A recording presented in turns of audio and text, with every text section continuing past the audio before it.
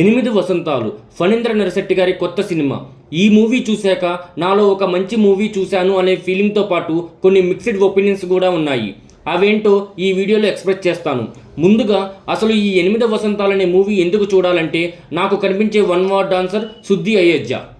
ఈ సినిమా మొదలైన దగ్గర నుంచి ఒక ప్రత్యేకమైన ఫీల్ వచ్చింది. ఇది సాధారణంగా మనం చూసే కమర్షియల్ సినిమాలా కాదు.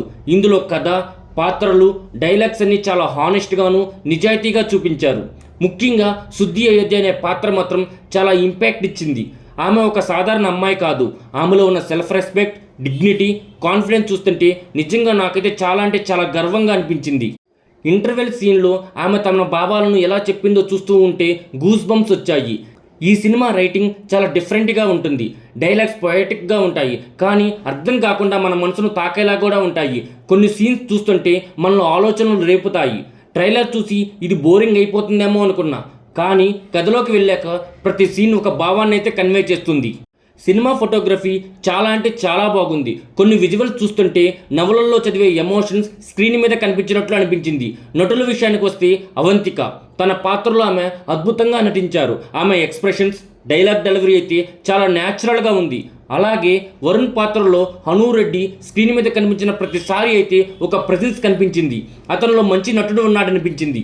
మధురం పాత్రలో రవితేజ కూడా చాలా హానెస్ట్గా నటించారు.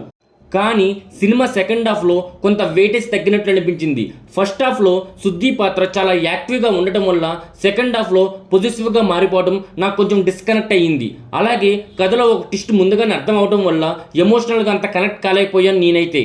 కొన్ని సీన్స్ రష్గా అనిపించాయి. మొత్తానికి చెప్పాలంటే ఎనిమిది వసంతాలు పర్ఫెక్ట్ సినిమా కాదు. కొన్ని ఫ్లాప్స్ కూడా ఉన్నాయి, కానీ వాటిని పక్కన పెడితే ఈ సినిమాలో ఒక ఒరిజినల్ వాయిస్ ఉంది.